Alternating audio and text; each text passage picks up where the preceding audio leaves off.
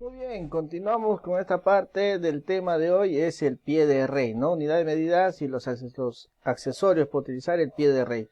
Entonces vamos a continuar con el tema del día de hoy. Nos dice cómo utilizar y medir con el calibre, cómo utilizar y cómo medir con el pie de rey. Las medidas que hace un momento les dije, ¿no? Puede ser una forma exterior, por ejemplo. En una forma exterior tenemos de esta manera, se hace la medición de cualquier accesorio u objeto de esa manera. Puede ser un objeto pequeño, un objeto más ancho, ¿no? Luego tenemos la interior. La interior se hace de esta manera. La interior se hace de esta manera, ¿no? La interior para medir piezas o partes de, cualquier accesorio con partes interiores, y también puede ser partes pequeñas o partes anchas o accesorios pequeños o accesorios anchos. Tenemos también, por ejemplo, lo que les dije, las profundidades. ¿Cómo se utiliza? Se utiliza de esta manera. Se utiliza de esta manera el tema de las profundidades, y también podemos medir el tema de los interiores. Y aquí, por ejemplo, podemos ver, ¿no? El tema de los interiores, exteriores y profundidades, que es con lo que usualmente o lo más común de uso en estos accesorios. Muy bien, el método correcto de manejar los calibradores, por ejemplo, dice el objeto, eh, colocar el objeto tan profundo como sea posible entre las quijadas. Dice ponerlo bien. La forma correcta es colocar las partes de las piezas tan correcto como sea para poder calcular la medida que deseamos de una manera correcta, calcular la forma correcta, poner las piezas exactas para no tener una medida exacta también. Entonces, ¿qué más nos dice? Se hace de esta manera, que es la correcta. Por ejemplo, acá estamos calculando un perno, la cabeza de un perno, ¿no? Y tenemos la forma correcta, y la forma incorrecta no sería ponerlo, por ejemplo, en las puntas, pues las partes más calibradas son estas internas que vemos aquí. Y es por eso que les decía también, es un poco peligroso, o es un poco malo de que, por ejemplo, estas que son los más comunes, puedan tener, por ejemplo, daño a la hora de ponerlo con otras piezas o medir otras piezas, por ejemplo, las piezas de lija o esas piedras, ¿no? Para lijar. ¿Por qué? Por el tema de que esas piedras son ásperas y un rayón me puede dañar lo que viene a ser estas partes precisas que tenemos aquí. Estas partes son tan precisas que no se pueden dañar, por eso siempre se cuida. El vernier o el pie tiene su cajita para poder guardarlo, utilizarlo de una manera correcta. Método correcto de manejar los calibradores en una forma, por ejemplo, interior. Acá tenemos la forma correcta, ¿no? De hacerlo, y la forma incorrecta que no se debe hacer. Y nos dice aquí, ¿no? Introducir los picos totalmente dentro del objeto que se va a medir, asegurando un contacto adecuado con las superficies de medición y la toma de lectura. Ok, ya sabemos la forma correcta y la forma incorrecta. La forma correcta e incorrecta de manejar los calibradores en profundidad. Dice, en la medición en la profundidad, no permitir que el extremo del instrumento se incline o deje de mantenerlo nivelado. La idea es mantenerlo siempre nivelado. ¿Cómo lo nivelo? La parte interna de la regla fija, ¿no? Apoyarlo y poder lograr con eso una precisión más exacta. ¿Ok? Se puede hacer de esta manera no. Siempre de esta manera. Errores de medición. Dice, mediciones muchas veces repetidas de una magnitud dada con el mismo método por el mismo observador e instrumento y en circunstancias similares no conduce siempre al mismo resultado. ¿Qué quiere decir? Repetir muchas veces el mismo método no es bueno, no es muy recomendable, aunque muchos me dirán, pero profesor, debería salir el resultado que nosotros hemos visto y debería salir ese resultado siempre. Sí, puede ser que tengas razón, pero muchas veces puede ser que te haga dudar sobre la verdadera similitud que deba tener.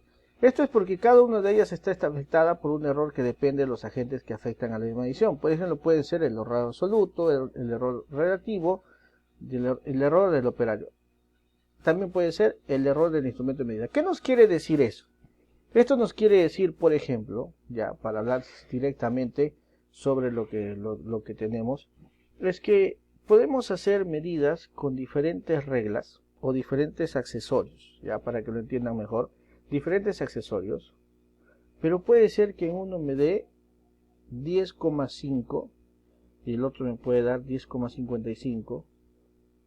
Ahora, pero eso lo estamos haciendo en una medida pequeña. Por ejemplo, si lo hacemos en una medida más grande, en unas medidas mayores, ese valor que mínimo varía y se extiende más. Y más adelante lo vamos a ver. ¿Por qué le hablo del error absoluto, del error relativo, del error del operario y del error del instrumento de la medida? Es decir, hacer repetidas mediciones de magnitud con el mismo método, pero con diferentes instrumentos similares, nos puede dar algunos errores. Y esos errores nos pueden hacer tener error a la hora por ejemplo, de adquirir un producto. Por ejemplo, si yo deseo una pieza exacta y lo medí con mi vernier, pero viene el otro y lo mide con la wincha, te puedo asegurar que no va a salir o no va a ser la misma medida. ¿Ok? También el error de paralaje me dice aquí. Y vamos a ver por qué. Por ejemplo, ¿qué es el error absoluto? El error absoluto es la diferencia entre un valor de la medida o entre el valor de la medida y el valor tomado como exacto. ¿Ok? ¿Puede ser positivo o negativo? Claro que sí. O sea, es la diferencia entre el valor de la medida pero el valor tomado como exacto. Hay una diferencia en la medida que tengamos y un valor exacto que tenga. Tiene 10, pero aquí en la medida me sale 9.55 o 9.95. o 9.90. Oye, pero ahí hay un error de 10. Ahí está, ese es el error absoluto. El error es la medida que yo tengo con el valor tomado exacto. Puede ser positivo o negativo, según si la medida es superior o el valor real o inferior. La resta sale positiva o negativa. A ello tiene unidades las mismas que las de la medida. Son errores que podemos tomar. ¿Qué nos quiere decir? Que el vernier es una pieza que me va a dar partes exactas, pero más precisas a los accesorios o herramientas o a otras herramientas que podamos utilizar. Entre el vernier y otros accesorios también puede haber el error relativo. Y el error relativo es el cociente o la división entre el error absoluto y el valor exacto. Es decir, si se multiplica por 100 se obtiene un tanto porcentaje. O sea, en otras palabras, en el error absoluto yo tengo la diferencia, puede ser en centímetros o en milímetros, la medida. Pero en el error relativo yo ya lo tengo por porcentaje. ¿Cuánto porcentaje? 10%, 5% de diferencia, 0.10 de diferencia, ya me da la diferencia, pero en porcentajes. En el error absoluto me lo da por medida. Entonces nos dice, para poder tener un error relativo, es el cociente de la división entre el error absoluto y el valor exacto. Es decir, si se multiplica por 100, ese resultado, se obtiene el tanto por ciento de error. Al igual que el error absoluto puede ser positivo o negativo según sea el error absoluto y porque puede ser por exceso o por defecto o porque no tiene unidades. Entonces más adelante les tengo un ejemplo para eso, para que lo entiendan mejor, pero ya se dieron cuenta, ¿no? Uno me da la medida exacta y el otro me da en porcentajes. Entonces, diferencias entre el error absoluto y el error relativo. Por ejemplo, aquí les pongo, al medir la longitud de una varilla de construcción, se obtiene el resultado aproximadamente 19,999 centímetros. 19,999 centímetros, profe, son 20 centímetros. Mientras que al medir la longitud de un clavo, se obtiene el resultado de 9 centímetros. Vamos a un ejemplo. Suponiendo que los valores verdaderos de la varilla y el clavo son, del clavo era 20 centímetros, 20.000 centímetros, 20 centímetros. Y de la varilla era 20 centímetros, 20.000 centímetros. Y del clavo era 10. Hay una diferencia, pero es mínima, pues, profe. Dice 19.999 centímetros y la medida era 20.000 centímetros. Hay un 0.01 o 1 de diferencia. Y en el otro era 9 centímetros en el clavo, pero oye, pero su fabricación en la caja dice 10 centímetros. Me falta 1 centímetro. No vas a decir me están robando. Son cálculos que dan o fallas que se pueden dar en la fabricación. Entonces, dice, suponiendo que los valores verdaderos de la varilla y el clavo son de 20.000 centímetros y de 10 centímetros respectivamente, calcular el error absoluto de ambos casos.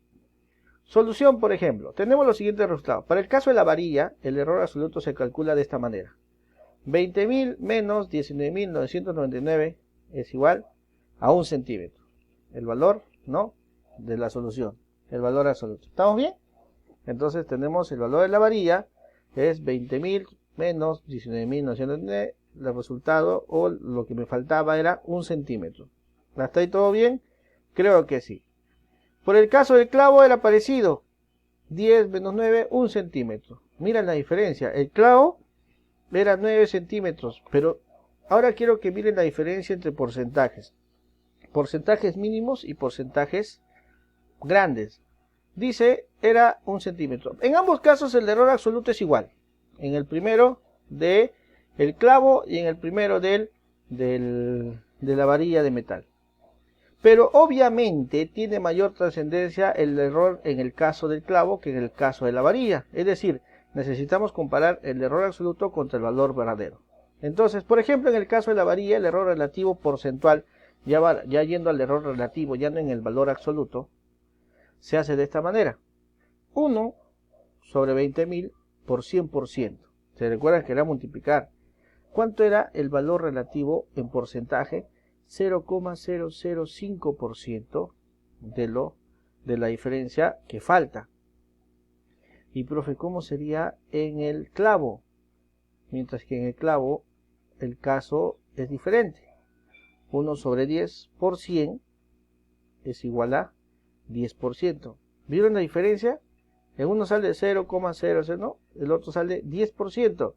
Podemos observar que el error relativo porcentual refleja menor la gravedad o no gravedad del error que se está cometiendo. Está claro que en el caso de la varilla no es trascendente, ya que representa solamente un 0,005% con respecto al valor verdadero, mientras que en el caso del clavo, el error sí es representativo, ya que es el 10% del valor verdadero.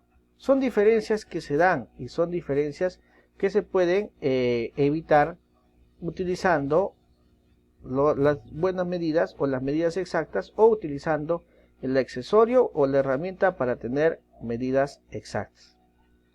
¿Dónde se ve la diferencia? En porcentajes, cuando se dan las medidas en piezas con mayor longitud.